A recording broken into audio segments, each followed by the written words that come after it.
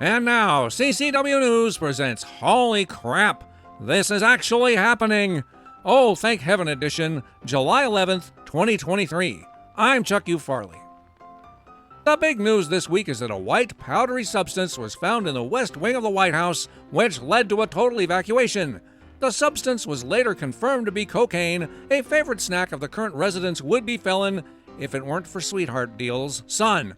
Because cocaine users aren't known for wearing surgical gloves when partaking, and every staff and family member that enters the highest security area in the nation must be fingerprinted, not to mention all of the surveillance equipment throughout, it stands to reason that the left-behind baggie would easily lead to its owner.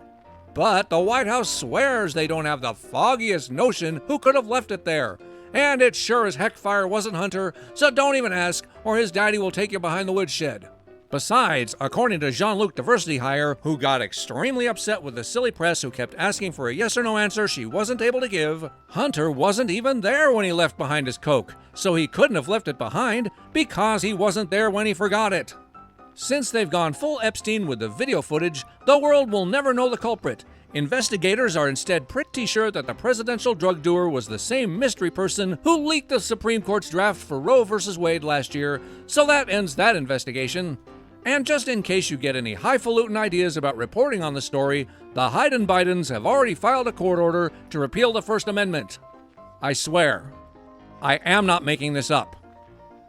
Abortion providers saw a significant dip in their blood money when the Supreme Court returned constitutional states' rights to the states, which allows each state to decide when, how, and if they will murder their own children.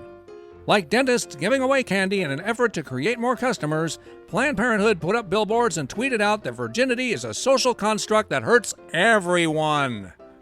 No. Really. I swear I'm not making this up. They intend to partner with Disney and drag queens to redefine butchering babies as a colorful, family-friendly event.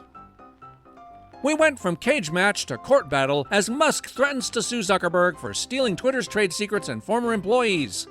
Thanks for taking the fun out of everything, boys.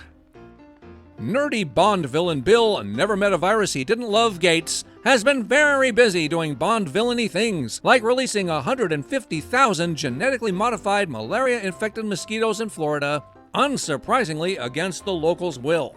The idea is that these gene-bending mosquitoes will mate with the locals, causing a population decrease. Of the mosquitoes, not the people.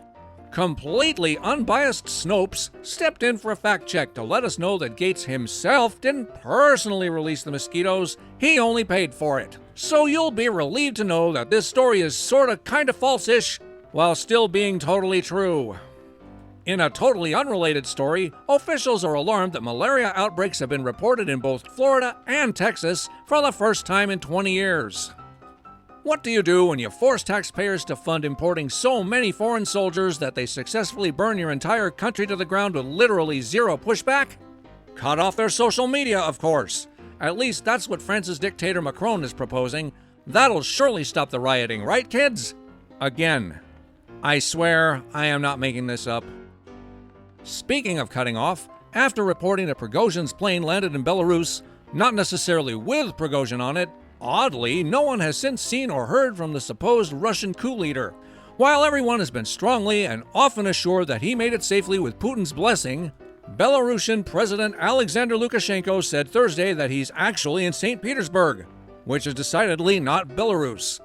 While the most dictatory thing Putin could do is keep the insurrectionist for torture and questioning, much like powdery White House substances, the press will only report that the fate of Prigozhin remains, quote, a mystery.